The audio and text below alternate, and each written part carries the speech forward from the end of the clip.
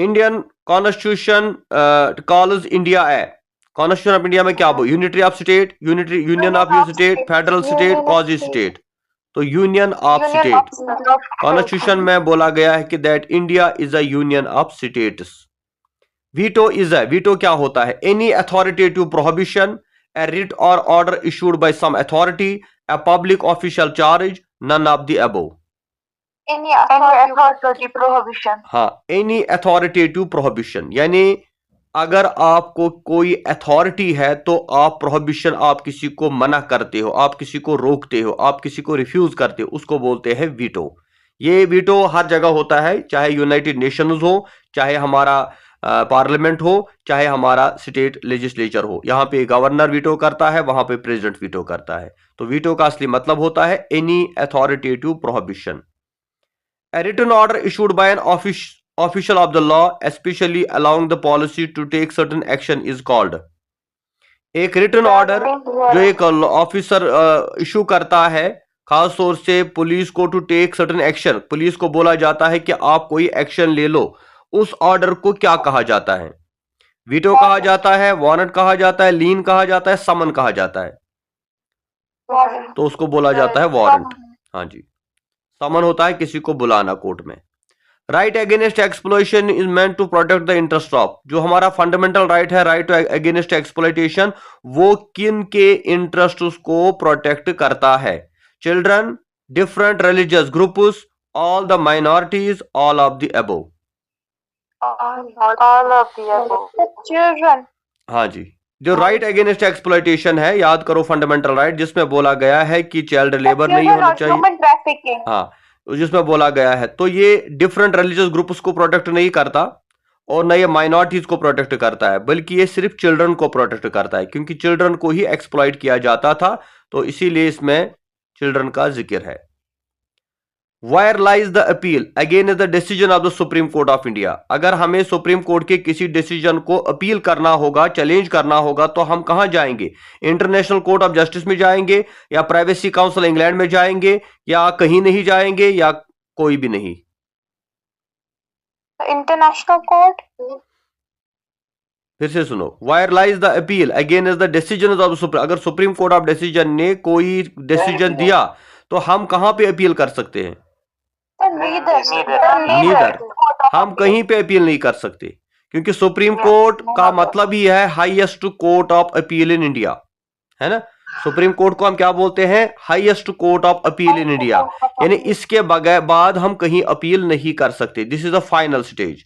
अब इसके बाद हम न इंटरनेशनल कोर्ट ऑफ जस्टिस में जा सकते हैं, न प्राइवेसी काउंसिल ऑफ इंग्लैंड में जा सकते हैं, न किसी और जगह जा सकते हैं। दैट इज द फाइनल, क्योंकि इसके ऊपर कोई नहीं है। हाई कोर्ट के बाद हम सुप्रीम कोर्ट जाते हैं, या डिस्ट्रिक्ट कोर्ट के बाद हम हाई कोर्ट जाते हैं, लेकिन सुप्रीम कोर्ट के बाद कहां जाएंगे? कहीं नहीं। This is the final. Which of the following is ancient treatise on law? Laws के ऊपर हमारे हिंदुस्तान के अंदर सबसे पुरानी किताबें कौन है? ट्रीटीज है, बुक्स कौन सी है? स्मृतिज, श्रुतिज, पुराणाज, वेदास। हाँ, स्मृतिज, जैसे मनुस्मृति हमने बोला था, तो ये हिंदुस्तान के अंदर लॉज के ऊपर सबसे पुरानी किताब है, किताबें मानी जाती है। इन India the fundamental source of law is, India के अंदर जो फंडामेंटल सोर्स है वो क्या है? Constitution of India. हाँ, सुप्रीम कोर्ट ऑफ इंडिया नहीं है, न ब्रिटिश रूल सोर्स है, बल्कि यह है कॉन्स्टिट्यूशन ऑफ इंडिया, जो हमारा मेन सोर्स ऑफ लॉ है। In which year the information technology IT act was passed और एनेक्टेड? कब ये पास हुआ था आईटी एक्ट? ये हुआ था 2000 में, 2000 में आईटी एक्ट पास हुआ था। In case of contempt of court, अगर कोई कंटेम्प्ट ऑफ कोर्ट करता है, the maximum term of punishment is, उसमें आपको कितनी टाइम की पनिशमेंट हो सकती है अगर आपने कंटेम्प्ट ऑफ कोर्ट किया, यानी कोर्ट के ऑर्डर को नहीं माना, कोर्ट के अगेंस्ट काम किया, तो वो है 6 मंथ्स, है ना, 6 मंथ्स। तो 6 मंथ्स की कम मैक्सिमम जो है आपको पनिशमेंट हो सकती है, सजा हो सकती है। Who among the following is called the father of international law? Father of international law किसको हम बोलते हैं? प्लेटो, इरिक, एरिस्टोटल। इसका आंसर है ए, ग्रोशस, है ना, ए है ग्रोशस। ग्रोशस जो है इसको फादर ऑफ इंटरनेशनल लॉ माना जाता है। option. Which article of the Constitution of India provides the provision regarding imposition of president's rule in the state? कौन सा आर्टिकल कहता है कि प्रेसिडेंट्स रूल को इम्पोज करना है? तो यहाँ पे है आर्टिकल 356, जिसको हमेशा हम बोलते हैं कि आर्टिकल 356 का मिसयूज किया गया। जैसे रिसेंटली कश्मीर में भी जो है इसको इम्पोज किया गया था प्रेसिडेंट रूल, तो इसको बोलते हैं article 356। Under which classification of laws we can classify the Bhopal gas leak case as? किस लॉ के अंदर ये आता है? तो ये आता है law of tort, wrong act. अच्छा, इंटरनेशनल लॉ इसमें नहीं आता, कंट्रैक्ट नहीं आता, क्राइम नहीं, ये है torts. Which classes of advocates are in India? India में कौन सी कैटेगरी है एडवोकेट्स की? एडवोकेट्स एंड जजेस, barristers and solicitor, advocate and senior advocate, A and B both? Advocate and senior advocate. हाँ, इंडिया के अंदर जूनियर और सीनियर एडवोकेट की कैटेगरी होती है। इंडिया के अंदर बैरिस्टर सॉलिसिटर नहीं होता, एडवोकेट जज तो इसमें है ही नहीं। हाँ, तो इसमें होता है एडवोकेट और सीनियर एडवोकेट, यानी जूनियर एडवोकेट या सीनियर एडवोकेट, ये कैटेगरी हमारे यहाँ है। Which of the following is are related law of torts? Law of torts के साथ कौन रिलेटेड है? लॉ ऑफ टॉर्ट किस कैटेगरी में आता है? नेग्लिजेंस। हाँ, negligence, negligence, defamation, trespass, all of the above. इसका आंसर है ऑल ऑफ द अबोव।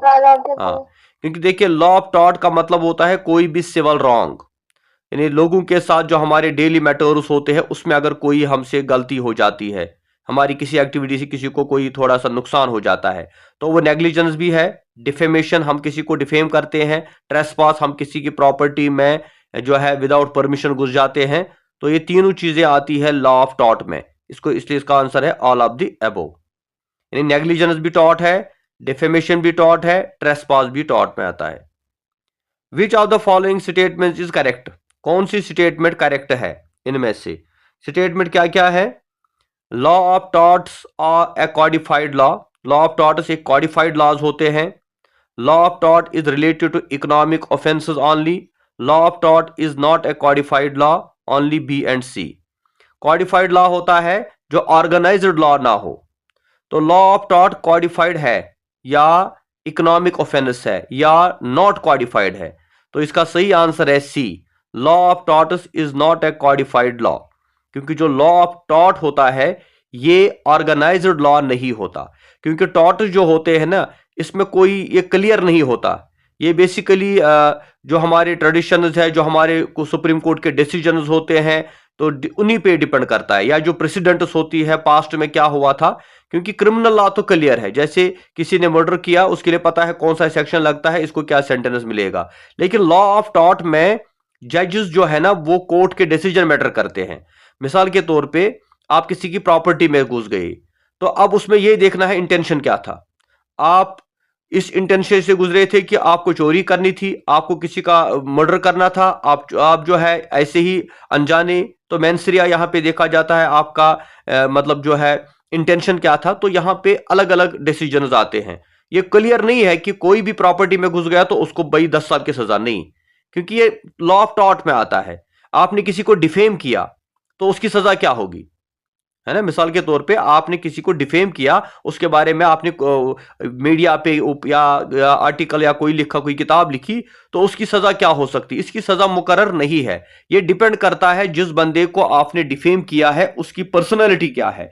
ये डिफेमेशन में आपको 10 लाख भी देने पड़ सकते हैं, 1 करोड़ भी देना पड़ सकता है, या 50,000 भी देने पड़ सकते हैं। तो इसलिए बोला जाता है कि ये जो लॉ ऑफ टॉर्ट है ये कोई कॉडिफाइड, कोई ऑर्गेनाइज्ड लॉ नहीं है।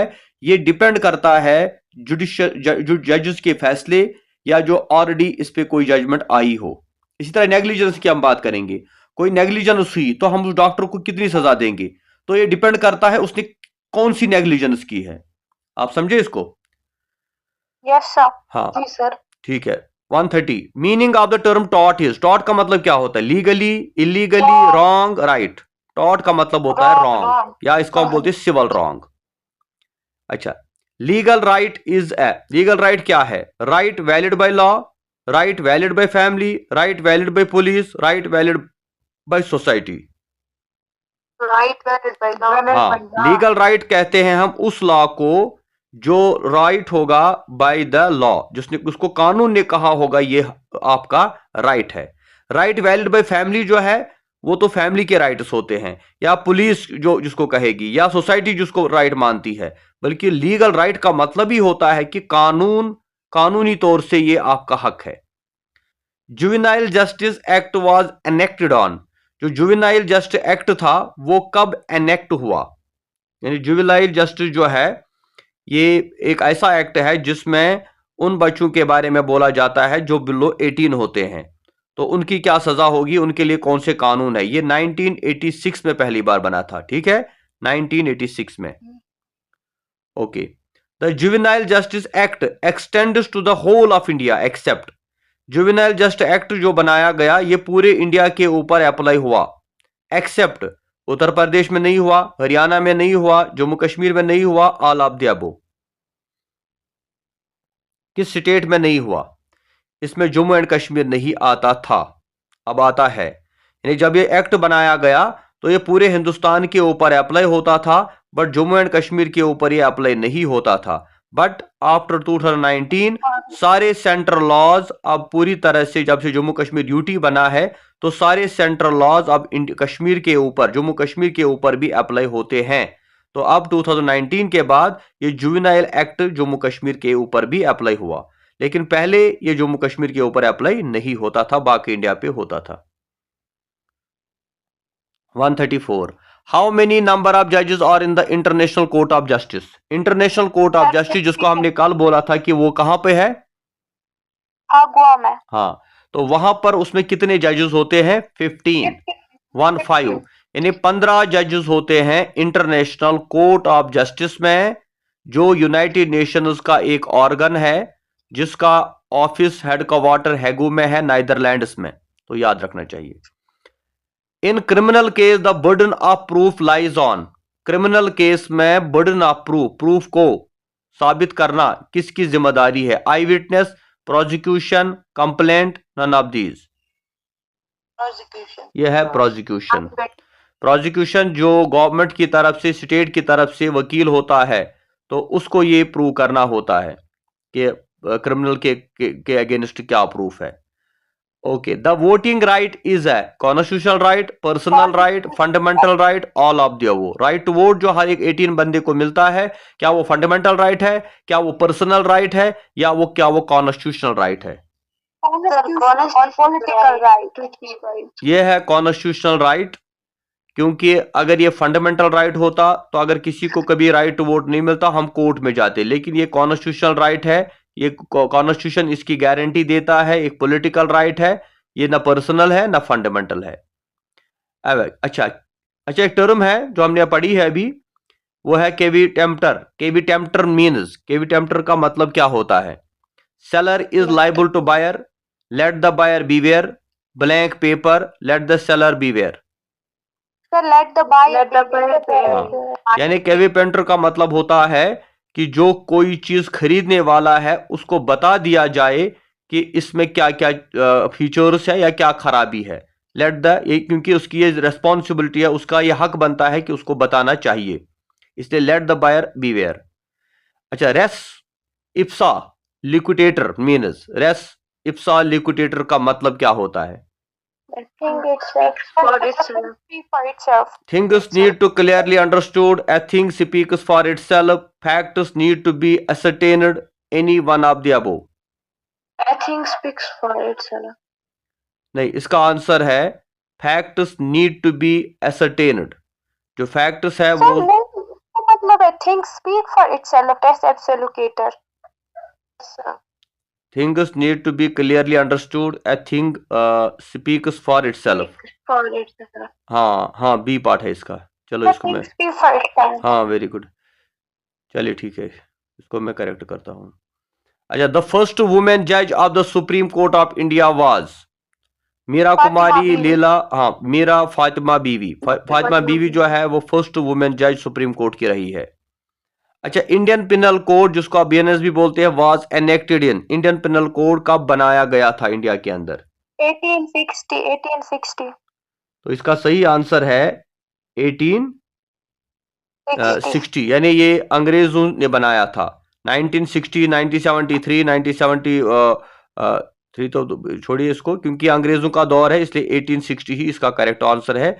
यह आज़ादी से पहले ही बना था, क्योंकि हमारे जितने भी लॉज है इंडिया के अंदर, चाहे आईपीसी है, चाहे सीआरपीसी है, चाहे फैमिली लॉज है, वो सारे लॉज जो है अंग्रेजों के बनाए हुए हैं। हमने रिसेंटली सिर्फ उनका नाम चेंज किया, बीएनएस वगैरह, लेकिन लॉज तो वही है जो अंग्रेजों ने बनाए थे। अच्छा, provision for protection of life and personal liberty is provided in dash of the constitution, article 20, 21, 19, none of the above. तो किस आर्टिकल में बोला गया है कि जो लाइफ एंड पर्सनल लिबर्टी जो है इसको प्रोटेक्ट किया जाए? आर्टिकल 21। आर्टिकल 21 जो है वो हमारी लाइफ और पर्सनल लिबर्टी को प्रोटेक्ट करता है। जो ये एक ऐसा फंडामेंटल राइट है जो इमरजेंसी के टाइम भी सस्पेंड नहीं होता। Which one is irrelevant among the following? इसमें कौन इरेलीवेंट है? Habeas corpus, mandamus, prohibition, prima facie. तो प्राइमा फेसी इसमें इरेलीवेंट है, क्योंकि ये habeas corpus, mandamus, prohibition, certiorari जो है ये रिट्स है, तो ये इनका एक कनेक्शन है। लेकिन अगर इसमें प्राइमा फेसी आ गया तो इसका इसके साथ कोई कनेक्शन नहीं है। One of the following can't be taken as intellectual property? इसमें से कौन इंटेलेक्चुअल प्रॉपर्टी नहीं है? Patent, copyright, know how, discovery. Know how. हाँ, पेटेंट भी कॉपीराइट में आता है, कॉपीराइट तो कॉपीराइट भी जो है आईपीआर में आता है, इंटेलेक्चुअल प्रॉपर्टी राइट में, डिस्कवरी भी। लेकिन नो हाउ, कोई जानना वगैरह, ये कोई इंटेलेक्चुअल प्रॉपर्टी नहीं है। अच्छा, नेचुरल लॉ इज नॉट है moral law, divine law, universal law, personal law. Personal law. हाँ, नेचुरल लॉ जो होता है ये एक मॉरल लॉ होता है, एक डिवाइन लॉ होता है, एक यूनिवर्सल लॉ होता है, ये पर्सनल लॉ नहीं होता। तो बेसिकली नेचुरल लॉज क्या होते हैं? जो लॉज हम हजारों साल से विदाउट एनी रिलीजन या विदाउट एनी रेस्ट्रिक्शन जो है फॉलो कर रहे हैं थ्रू आउट द वर्ल्ड।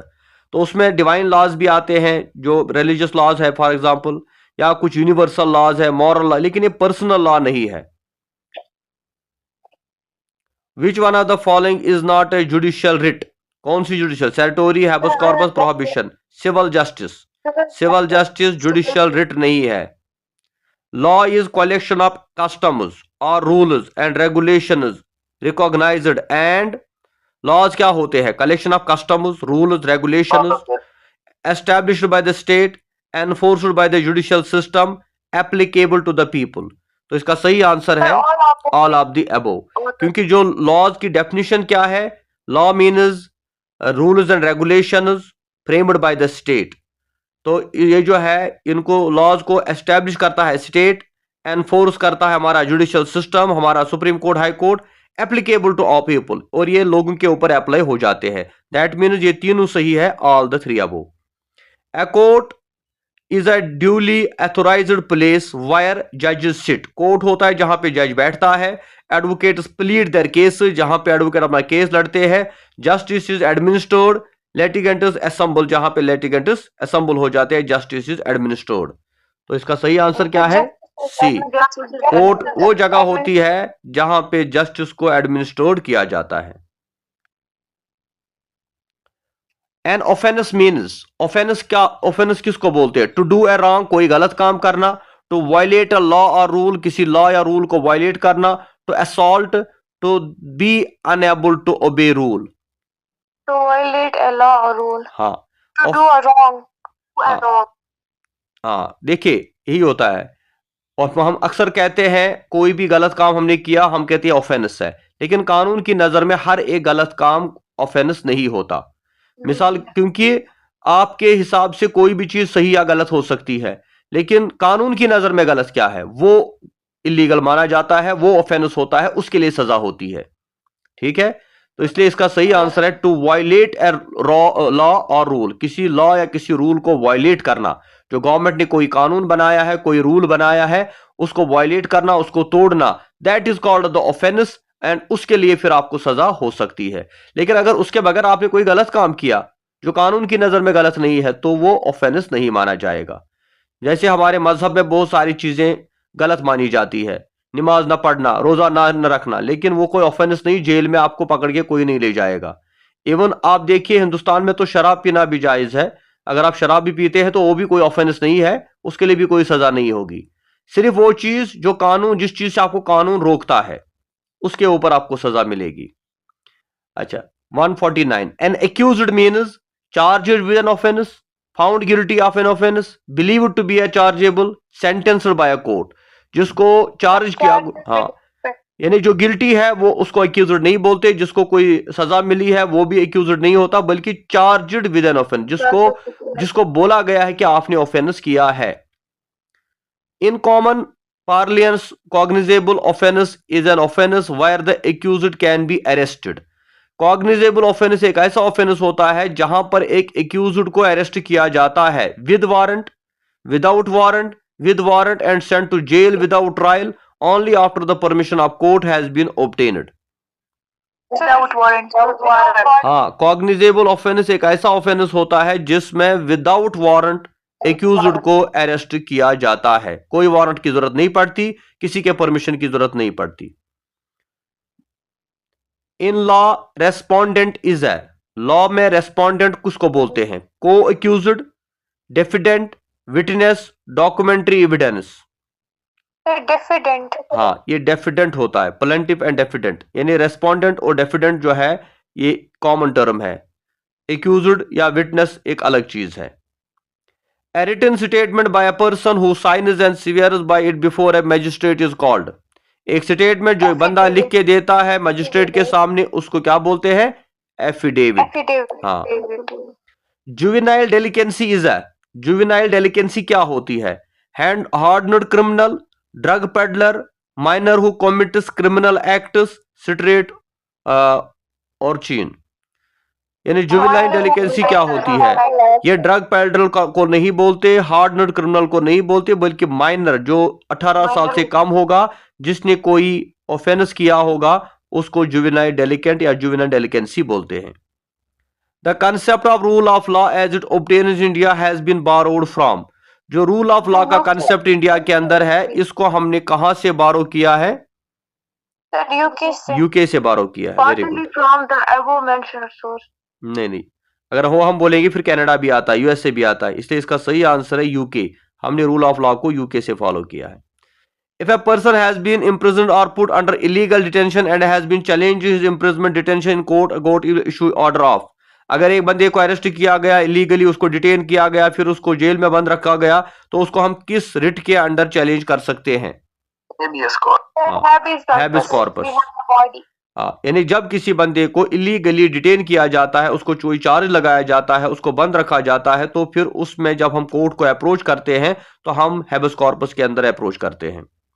सब जुडिस means before a court waiting judicial pronouncement. ठीक है, ये जो कोर्ट के अंदर कोई केस होगा। In legal terminology arrest means, legal terminology में अरेस्ट का मतलब क्या होता है? क्या इसका मतलब होता है? Legal apprehension, restraining movement, in police custody, detention for interrogation. तो अरेस्ट का मतलब होता है इन पुलिस कस्टडी, जो पुलिस कस्टडी में होगा। Right of habeas corpus safeguards one against. जो राइट ऑफ हैबिस कॉर्पस है, ये एक को दूसरे के अगेंस्ट सेफगार्ड करता है। पुलिस एक्सेस से, इलीगल इम्प्रिजमेंट से, टॉर्चर ड्यूरिंग इम्प्रिजमेंट से या एक्सटॉर्शन से। ये किस चीज से हमें बचाता है? इलीगल इम्प्रिजमेंट, अगर किसी को इलीगली बंद कर दिया गया है। A parliament wherein no party has won a working majority is called. उस पार्लियामेंट को क्या बोलते हैं जहां पर किसी को बराबर मेजॉरिटी ना हो? उसको बोलते हैं हंग, लटकी हुई parliament, hung parliament. In India the final say as to what the constitution means rest with. India में कॉन्स्टिट्यूशन, ये फाइनल से यानी लास्ट का डिसीजन किसका होता है कि कॉन्स्टिट्यूशन क्या कहती है? प्रेसिडेंट, पार्लियामेंट या सुप्रीम कोर्ट या गवर्नमेंट? Supreme court. हाँ, सुप्रीम कोर्ट ही फाइनल इंटरप्रेट करता है कॉन्स्टिट्यूशन ऑफ इंडिया को। Okay, judicial review means power to review its own decision, review decision of other courts, review and determine the constitutionality of legislation, hear and decide the appeals. C. Judicial review का मतलब होता है review करना और determine करना constitutionality of A legislation. जो law बनाया गया है कॉन्स्टिट्यूशनली वो ठीक है, उसको सही करने के लिए जुडिशियल रिव्यू किया जाता है। Indian judiciary is a separate from executive, independent of executive, immune from outside influence, all of the three above. जो इंडियन जुडिशरी है ये सेपरेट फ्रॉम एग्जीक्यूटिव है, प्रेसिडेंट या प्राइम मिनिस्टर का इसके साथ कुछ नहीं है। इंडिपेंडेंट ऑफ ये उनसे इंडिपेंडेंट होती है। इम्यूनी फ्रॉम आउटसाइड यानी कोई आउटसाइड इन्फ्लुएंस नहीं होता, यानी इनको इम्यूनिटी होती है, कोई बाहर का इनको इन्फ्लुएंस नहीं करता। यानी ये इतना पावरफुल ऑर्गन है हमारा सुप्रीम कोर्ट या हमारी जुडिशरी कि बाहर से कोई इसमें इंटरफेयर नहीं करेगा। ये कल का केस है जब एनसीईआरटी ने ये बोला था कि हमारी करप्शन इन जुडिशरी, एक आर्टिकल लिखा था, एक पेज लिखा था उन्होंने, जिसमें उन्होंने लिखा था कि there is a corruption in judiciary क्या होता है। लेकिन सुप्रीम कोर्ट ने उसका नोटिस लिया, कहा कि भाई हमको इम्यूनिटी है, आप हमें इन्फ्लुएंस नहीं कर सकते, आप हमारे मामले में इंटरफेयर नहीं कर सकते, इसको हम कंटेम्प्ट ऑफ कोर्ट मानते हैं। और एनसीईआरटी को माफी मांगनी पड़ी। हालांकि कहते हैं कि माफी नहीं मांगनी चाहिए थी, ये तो सही बात है, जुडिशरी में तो है करप्शन, हम क्यों नहीं बोले। लेकिन इतना सुप्रीम कोर्ट पावरफुल है कि उन्होंने कहा हमें आपकी बात सुनने की जरूरत नहीं है, we are independent, you can not interfere in our matters. इसको बोलते इम्यूनिटी फ्रॉम आउटसाइड इन्फ्लुएंस, यानी मीडिया या कोई और ऑर्गेनाइजेशन जुडिशरी को इन्फ्लुएंस नहीं कर सकता, जुडिशरी जो चाहे कर सकती है। यह है हमारा पावर सुप्रीम कोर्ट का। अच्छा, racket is a fraud, ransom, extortion, none of the above. Racket क्या होता है? हाँ नहीं, रैकेट क्या होता है? फ्रॉड। रैकेट का मतलब होता है फ्रॉड, जब हम कोई फ्रॉड करते हैं, जैसे कोई गैम्बलिंग का कोई रैकेट होता है, कोई चीटिंग का कोई रैकेट होता है, कोई और रैकेट्स होते हैं, तो वो सारे फ्रॉड होते हैं। Reduction in prison sentence is called, अगर हम प्रिजन के सेंटेंस में, यानी जो क्रिमिनल है जिसको जेल में रखा गया है, अगर उसके सेंटेंस में, उसकी सजा में रिडक्शन कर दी जाए तो उसको क्या बोला जाता है? हाँ जी, उसको रिमिशंस बोलते हैं, रिमिशन बोलते हैं, रिपेल बोलते हैं, रेसिशन बोलते हैं। उसको रिमिशन बोलते हैं। रिमिशन का मतलब होता है किसी क्रिमिनल के जो है टर्म में कमी कर देना, सजा में कमी कर देना। अच्छा, in our country a marriage between a Muslim girl and a Hindu boy and vice versa will be solemnised under. अगर इंडिया में हिंदू मुस्लिम मैरिज होती है कहीं पे, तो वो किस एक्ट में आता है? कौन सा एक्ट उसको गवर्न करता है? हाँ, स्पेशल मैरिज एक्ट। मुस्लिम मैरिज एक्ट नहीं है, सिविल मैरिज एक्ट भी नहीं है, हिंदू मैरिज एक्ट, ये है special marriage act. Which are the following is regarded as a chief exponent of Hindu law. यहां पे बोलिए कि हिंदू लॉ का चीफ एक्सपोनेंट कौन है? मनु है, वैश्यसांत है, हाँ ये है मनु, जिसने हिंदू लॉ की डेफिनेशन दी थी। The minimum age prescribed for marriage under Hindu marriage act. Hindu marriage act में मिनिमम एज क्या रखी गई है मैरिज की? 25, 21। हाँ, इसका है C, male 21 year, female 18 years. अच्छा, taking away female by force to effect a marriage or a prostitution is, किसी फीमेल को इसको किडनैपिंग बोलते हैं, होस्टेज बोलते हैं, एब्डक्शन बोलते हैं, एब्डिकेशन बोलते हैं, तो उसको किडनैपिंग ही बोलेंगे। नहीं सॉरी, इसका एब्डक्शन बोलेंगे, हैं एब्डक्शन। तो किसी फीमेल को फोर्स के जरिए से पकड़ना मैरिज के लिए, उसको जबरदस्ती करवाना, तो उसको एब्डक्शन में आएगा वो। Administrative laws of England and of India are, जो एडमिनिस्ट्रेटिव लॉ इंग्लैंड के हैं और इंडिया के हैं, not identical, nearly similar, fully similar, none of the above. तो जो हमारे एडमिनिस्ट्रेटिव लॉ है इंडिया के अंदर, इसका सही आंसर है नियरली सिमिलर, यानी फुल्ली तो नहीं है लेकिन बहुत हद तक वो सिमिलर ही है।